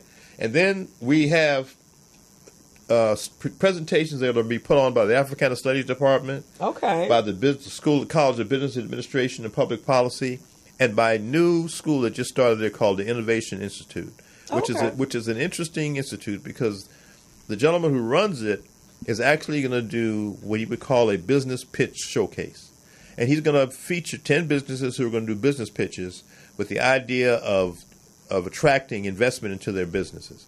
So he's going to talk about business investment. He's going to have a panel to talk about business investment. And then that panel is actually going to be the panel that will judge the pitches that will follow afterwards. And how did you guys identify these particular businesses? Well, he identified. Oh, he identified. He selected all of them. In fact, but he also told me that I could send some, so I sent about 3 to him. Okay. All right. Okay. But in the future, we're going to expand it, and the goal will actually be to have it's like they do the Shark Tank. Mm-hmm. We're actually going to grow that. It's going to actually become an annual event where we were actually going to have investors there, ready to give money to people fantastic. who are good to go. And the nice thing about the institute is they will prepare them to make the presentations. Oh, okay. That's what the job is to prepare them. So what we'll get an idea from the competition is the showcase is exactly how the Innovation Institute will work to prepare people to actually make their pitch. And it's interesting because Gary Polk, who's the director there. Yeah, I've met Gary. Actually, Gary sat on a panel. We did the Youth Entrepreneur, the Biz Camp that I do. Right. And he was one of the judges last year. Right. But he's very good at teaching people how to do this. Plus, he's got banks and investors in his hip pocket that are good to go. Okay. And he's inviting some, but I also recommended about 2 or 3 that he added to the panel as well. So that's important part of what. That's phenomenal. That's some good stuff there. But it's really good stuff. But the other thing that's come up that is even better is that this year the California Legislative Black Caucus has signed on to be part of our conference. Oh, that is fun. So they're now sending a rep to the conference. But they're doing all this because they want us to do the conference in Sacramento next year. Okay. All right. So you've grown up. So this finally is happening, right? So this year, on Monday, I got to go to Sacramento. They're going to have the first annual Pan-African Trade and Investment Week in Sacramento. Well, congratulations. Next week. Wow. All right, leading up to their conference. So they're going to have a special planning session in the state capitol in room 126 on Monday morning. They're going to talk about the conference and they officially inaugurate Pan-African Business and Investment Week for the state of California. Well, then that tells me a couple of things. That obviously it has definitely having conversation about it. Yeah. And there is a movement to make this happen. Well, that's what that kind of tells me. Well, no, that's not kind of. That's real. That's real. But the important thing about it is that we actually now have a lobbyist working for us in Sacramento. That is fantastic. And Mel Agassar, who I'd known Mel when I used to work for Diane Watson. I was her chief of staff in L.A. Okay. Mel was Dave Roberti's chief of staff in Sacramento. Okay. We hadn't seen each other in years. Wow. And so when I went down to Sacramento, somebody said, "You need to come by and meet this guy, Mel. He says he wants to help." We looked at each other and we almost fell out laughing. Okay. So what's happening is that I've hired him as my lobbyist. Okay. And he's now working Sacramento for me. And as a result of his work, not only do we have the California Legislative Black Caucus on board this year, not only are they hosting us in Sacramento next year, but the governor's office is sending a rep from their Business and Economic Development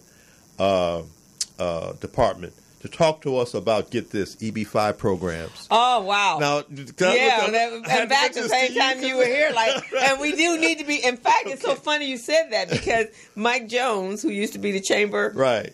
In Crenshaw, right? We were just having a conversation yesterday. He was like, "We need to pull together some people and talk about EB-5." Well, guess what? He's going to make a presentation at our conference in Leimert Park about the EB-5 program, the state's EB-5 program. Okay, and when is that going to be? That's going to be on the 28th. 28th. Okay. But he's also coming to the conference on the 27th. Okay. All right, because I spoke to him just earlier this week, and he's very anxious to come. Now, the good thing about this is that you're the one that got me to come to the EB-5 meeting, EB-5, because I thought right. It just seemed like so easy, right? Right. And so you invited me to the show. I said, "Oh wow, wait till I go to Crystal." Oh yeah. Right? That was kind of back there when but I don't know what happened to it. But the bottom line is the state has an EB-5 program. Okay. All right, and they also have a foreign direct investment program. The problem is we don't know nothing about it. Mm-hmm. So the good thing about it is that he's coming to talk to us about it. Joe Razan has an EB-5 program. Oh, over at the Vermont Slauson. Right. Okay, right. And he ain't told nobody about that exactly. either. Well, we invited Joe to come to Gilbert, along with this guy, to talk about EB5. Okay. And we're talking about what is happening now. We're not talking about no future. We're talking about what exists right now. Okay. Okay. But in addition to that, we've already submitted a proposal to our lobbyists for how to actually create a formal trade investment program with the state of California and Africa and the Pan-African and the Caribbean, and that will focus on Pan-African trade and commerce. Okay? That'd be fantastic. So we've already written it up, we've submitted it, and we're praying that Gavin Newsom gets in as the new governor, that we'll have it there in time to give to his new person that comes in, and then we'll use Mel to kind of promote it and get it rolling. But we're going to actually start it on Monday, because we're going to get the ball rolling on Monday to get it on record that we're doing this. Okay? Wow. Congratulations, Al. Your work is all working. It's more. But then we're going to do a conference in Sacramento next year. Fantastic. Okay. And the California Legislative Black Caucus will host us. So this year is preparing for next year.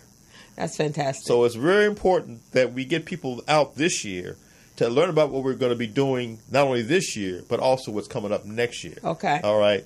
And prayerfully, if we can just get that man out of the White House, because we actually received requests for involvement from people from the continent. We couldn't get a visa for any of them to come. Yeah, that's a big issue. All right. Because he's just got everything. I mean, did you hear him yesterday? He wants to put a wall. Now he can't even do in America. Right. The wall in Mexico. Right. So he now wants to put a wall across the whole sub-Sahara desert. Oh, she's crazy. So that the Africans can't come up to the whole entire continent of Africa. But that's impossible. He can't do that. It's impossible. The continent of Africa, that wall would be 3 times the size of the U.S. Right. Now let's be real, America. Listen to me. Get this man out of office.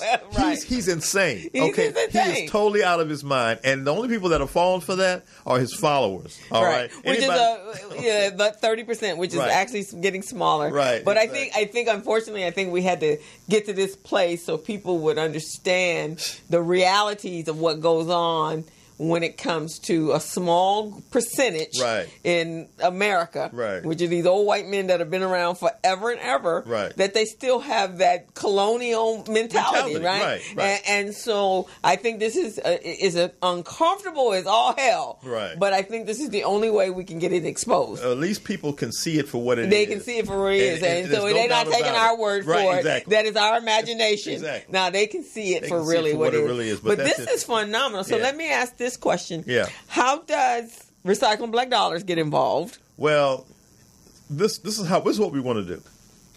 And the Business Zone. The important thing is that the fact that we have a relationship with the California State University, Dominguez Hills, means they have access now to the Innovation Incubator. Okay. All right. That they can be involved in that as a training. To train them and actually doing business pitches for investment purposes. Okay, that's fantastic. Now, the other part of this is that we're working on getting the Africana Studies Department to actually create a international trade program as part of its programming through that department. Mm-hmm.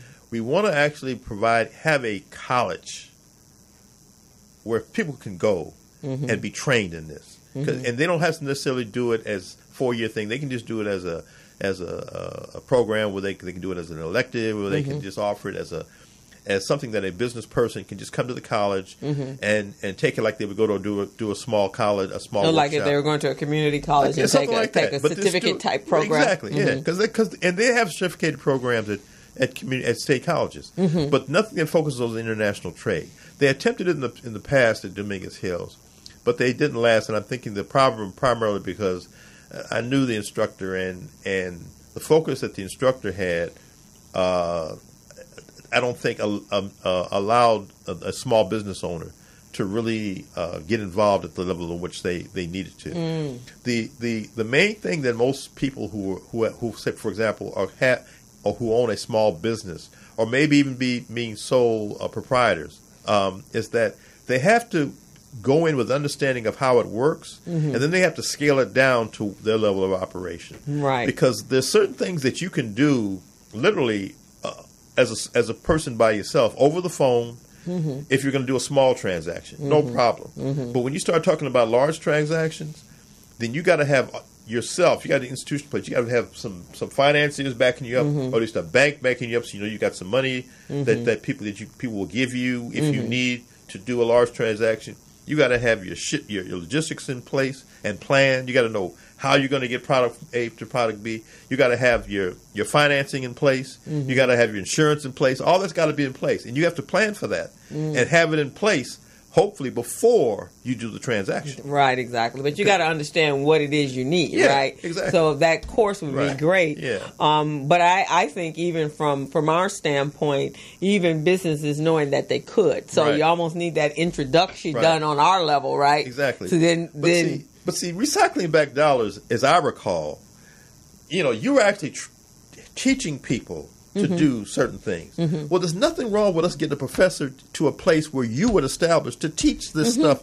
Yeah, that would be fantastic. So all we would need to do would be to just line somebody up, figure out what the fee is going to be and how much he needs to get paid to be there once a week for X amount of weeks. That's right, exactly. So, and then you have to, and that wouldn't be a problem. Right. Just getting them there. I think even us having just an introduction as to what it looks like, and then what this person would teach, and if their businesses would work. But even so, even beyond that, when we hook up, we're going to hook up with the California Black Chamber this year. Okay. And I've already begun talking with Aubrey because he's planning to take some people to South Africa next year. Okay. All right. Now, what I told Aubrey we would do is I would work with him on helping to plan the trade mission, but I also want to work with him on creating a trade program for his members. Yeah. So that they will be trained in advance on on how to do business internationally before they get on the plane to go to South Africa. Now, if we could, recycling black dollars, could say, for example, do the same thing for their members, with the idea of having a trade mission at the end of it. That would be fantastic. All right. To take them, to Africa, to the Caribbean, wherever they might want to go to do business. And then we set up in advance, meetings for them with chambers of commerce, with government officials, with, individuals, whatever. All that can be done through consulates here for any country that we want to go to. So we could say, for example, call up the Ethiopian consulate, who will be at our conference this year. Right. And we could basically tell them, look, we're training some people who will be ready to go to Ethiopia, say, in February of next year. Can you help us plan a trade mission to Ethiopia for February of next year? They will say yes. Oh, okay. All right. And they will get on the phone and they will begin the process of setting up the meetings that we need. And they will help us with visas and everything else that needs to be done to get the group there. Okay. And actually, I one of the things I'm going to implement is, our millennials who have just come out of college, right? And You're right. and didn't learn how to run a business. I mean, they learned how to, the theory of business, right, in school. But I want to reach out to that age group because there are a lot of them that have come out of college, and anywhere from the age of 25 or 22 from out of college up to 30, which is that millennial age group, who are interested in starting a business. Now, these are young kids who have this innovative ideas, the best ones. Right? They're and so that's my outreach. I want to outreach them, and I'm going to have an event, or actually a whole workshop series on reaching out to them. Right. Come out and let's talk. Because they already got ideas. They're doing gigs. They're doing all that kind of stuff. But now we need to put it in a formal business. Right. And they're at that place where they can leverage up, and scale up. And they don't have any bad habits or fear. And so those could be the ones that we could actually start conditioning. They're and the best ones, right? Right. And if they run out of school, if we give them set the buzz and set the flame and then just get them into a certificate program and then they be the ones. But they could even start businesses while they're in school. Exactly. So to help pay for the tuition, because you can do a transaction that'll take care of at least a year of college if you actually do a good transaction. So that is the kind of thing we want to do. The other thing is we want to actually also begin to set up exchange programs where students from the continent of the Caribbean can come here and actually learn as well. The other thing that we're going to be doing this year is we're going to be featuring a project we're working on with the California Black Agriculture Association. We have formally received an approval through the Board of Supervisors for Sacramento County to have access to a 140-acre facility that used to be a juvenile detention facility. And they've agreed to let us turn it into an ag processing. Oh, my gosh, that's phenomenal. Agricultural Education and Processing Center. That's fantastic. And so we're going to be talking about that project at our conference this year. And we're also going to be, when I'm in Sacramento on Monday, I'm going to be talking to people about the project. But we're going to feature that project at the conference this year, both at Dominguez and at Leimert. So we'll have presentations on that project as well. Okay. Now, so both projects, the Leimert Park development and this Ag Processing Center, have potential international trade potential. And so we want to be able to explore that and talk about how it can happen. The Leimert Park Village can do a lot. Yeah, and actually, and then you got some young men over there that are some new businesses that are full of energy. Those young men that are over at Hot and Cool, just phenomenal. And those are kind of young people that if we could bring those kind of kids in, that would be, and that's who I think we need to be looking at. We're going to take a quick 5-second break so we can bring Gilbert up so he can. He just walked in the door so he can get his little 2 cents in before we end the show. So we'll be right back. Excellent.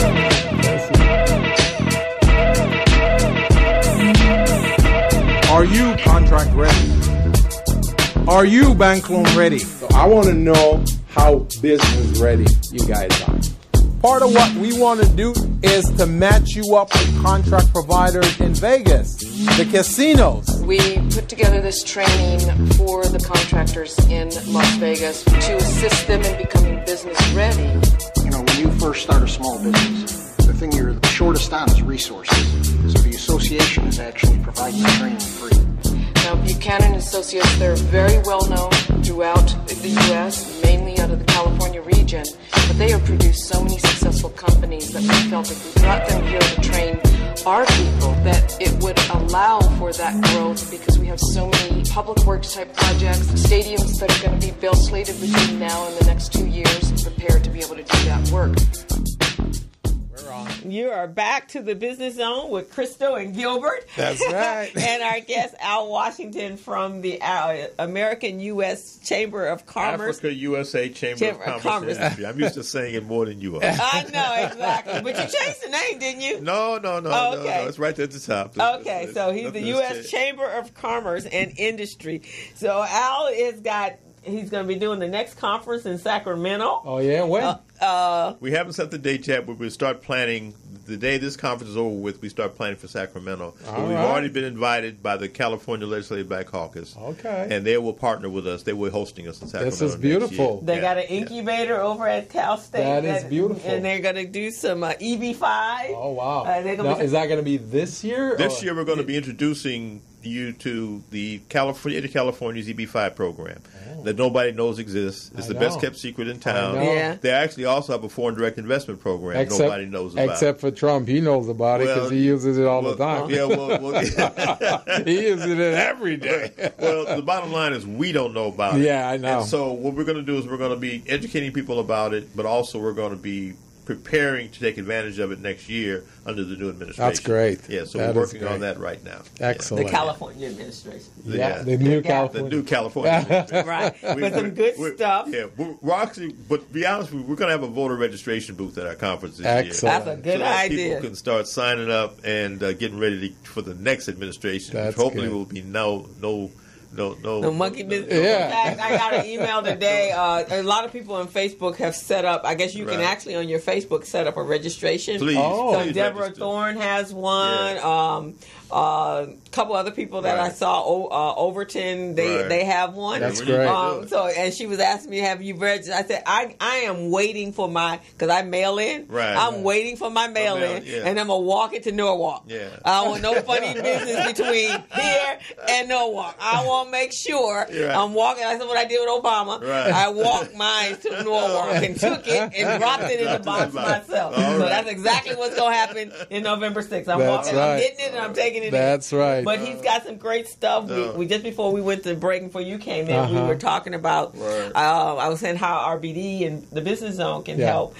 So they have a program, a certificate. We're kind of a program at. What we have is we have 4 departments at Cal State Dominguez Hills that we're working with this year. So we're working with the Merv Diamond Political and Economic Institute, the Africana Studies Program, the Business Administration and Public Policy College, and the Innovation Incubator. That's great. They're all involved in planning our conference this year. They will be involved from this point forward. But they basically are developing the conference that we're going to be doing at Dominguez on the first day. That is great. And then we're going to bring some of that over to the work we'll be doing at Leimert Park Village. And James Burke is there. He's going to be adding some additional folks. But we're going to be talking there about the Leimert Park Development Project. And we're also going to talk about a project we're working on in Sacramento County to develop an ag processing education center. Right. And then we're going to talk about the EB-5 program. The governor is sending over a rep to talk about that. But we're laying the foundation for what will be an ongoing commitment to work, to do our projects and out of the Leimert Park Village, Cal State Dominguez Hills. But also, we want to set up a relationship with Recycling Black Dollars and what you do. Because you got the students. We just need to give you some content. That's right. And so we want to be able to do that. But if we can do it in collaboration with Dominguez Hills, we also have another education. That would be fantastic. We can just get the initial interest going and then move them on over to you guys at the same time. But you'd be surprised. See, what the beauty of this relationship is that the Merv Diamond Institute was involved with our conference from the day one. First day we did it. Okay. All right. In fact, Merv Diamond spoke at our first conference. Oh, okay. Wow. All right. He was a keynote speaker. All right. So Anthony Samad is an old friend of mine. I've known him. Anthony. I actually went to school when before he was Anthony Samad. Well, I know him when he was president of the LA chapter of the NAACP. That's how long I've known Anthony. Okay. And Anthony, right now, that institute allows us with the flexibility of doing everything we've talked about without having to go through the college bureaucracy. Good job. So Anthony's on board, and that's why he's going to be involved this year. But the good thing about it is that a lot of what we want to do can be done through the institute. But since he's part of the college, that gives us access to the rest of which is fantastic. Which is how it's going to work. Right. So he's doing, as I mentioned, he's going to be doing a breakfast, Urban Issues breakfast forum on the first day at 8 a.m. that morning. We start that way. So I'm telling all the visitors, everybody that's coming, it's free. It's always free. But stay for the conference. The cost of the conference, watch this, $30 for everything. Oh, wow. That's amazing. That's $30. That is amazing. 2 days, $15 a day. That's nothing. So this is some good stuff. And our goal is not to make money. Our goal is just to pay for cost. The college is picking up cost for the facility. Right. We've got a cost for Anthony's paying for the lunch. For the breakfast. We got the lunch taken care of. I'm taking care of the reception in the evening. We'll have the food taken care of at the village on the day 2. So all people got to do is give us some money to help pay some bills and show up and learn. Right. I think that's a fantastic idea. So you're going to leave some of those flyers with me, right? And then because I got a couple workshops coming up. An electronic version so we can put it Everything online? is that at the bottom of the flyer. You'll see Pan-African Global Trade Conference. That's our website. So if we go there, we'll get this flyer. Get everything. Perfect. You get everything. You get all the information. Plus, you can register online. Beautiful. And I definitely want to be there on that Friday. The 20? Whenever the guy is coming in about the EB-5. Well, he's going to be there both days. But he's probably going to He's going to probably make the bulk of his presentation when we're at Leimert Park Village. On the 29th. Sorry, 28th. 28th. So I'm going to be Dave, come over. I have to look Friday, at my calendar. Right? Yes, it is. 28th is a Friday. Yeah. So before the show. Yeah, because she's the one that got me into EB-5. I didn't know EB-5 existed. Oh, really? Until she said, come to a meeting. All out a couple years ago. And then come to the meeting. I got to show you. Oh, yes. So they're doing some perfectly with what you're doing. Exactly. But I definitely want to be on, like I said, RBD, we want to work with millennials and get them young college students that are, coming out to the work world and there's no jobs for them. Right. And I think it's perfect to teach them how to be business owners and then be able to move them into doing global because they're already thinking that way, right? Exactly. And so that's what we want to do. So however we can help, we can sit down and talk about it. Yeah, we'll talk and about work out our strategy. Plan it out. We'll figure out how we're going to get the university involved. And then right now, the way things are going, I've got Cal State Sacramento and Cal State San Bernardino standing by. Okay. So we'll probably be able to have a trifecta going if things work out. Great. Well, you tell us what we need to do. Oh, yeah. Just let us know what we need to do. Yeah, I think get involved. for both of us, because he does, we both have our area of expertise. I understand. And even if we just help to get the foundation of running a business, and then they take it to how we do global and international. The bottom line is all we do is we add to what you're doing. Yeah. Okay. So we just create an international trade component to what it is you're doing, and that gives you an opportunity to travel. Oh, I think that's fantastic. That's how it works. So let's sit down. And actually, I got some. I put this idea out to CIT, and for them to fund RBD for the training of these young people, and then that component to it would be excellent. Yeah. So that really gives it some Center extra. for International Trade Development is actually supposed to be teaching you global logistics and marketing. That's what they're supposed to be doing. Yeah. Now, so if they're doing their job, a lot of what we talked about will be handled by them. Okay. But what we need them to do is to think in terms of Africa or the Caribbean and not just Europe or South America. Exactly. Because you got to put that. Yeah, there's a lot of resources in those areas that they're not even thinking about. Right. Yeah. But Center for International Trade Development has actually spoken at one of our conferences. Okay. Well, we're definitely going to be involved with you. We're actually come to the end of our session this Friday. I didn't even realize. I know. But it's been everybody. Gilbert came in. So, but yeah, let's once you get back from Sacramento and after the Pan-African, but we'll pop by, and then after the Pan-African, we can sit down and talk about a strategy. Exactly. And then we can make this happen, because I think that will fill the void for our young people. Absolutely. We're already very competitive here, but that opens up whole new windows for them. Yeah. And they're ready for it. And they just need to have an opportunity. Exactly. So that's who we should give that opportunity to. Exactly. Al, thank you so much for being on the show. Thank you, sir. Appreciate it. And we definitely want to do it and bring you back on and talk. Don't go anywhere yet. We're going to show up, and then we're going to take a picture with you. Yeah. And then we're going to blast and send us. We'll put this on our Facebook page and let everybody know about the conference. Great. All righty. So thank you, guys. And so tune in next Friday from 3 to 5 at the Business Zone with Christo and Gilbert Buchanan. And we're out for the week. Excellent.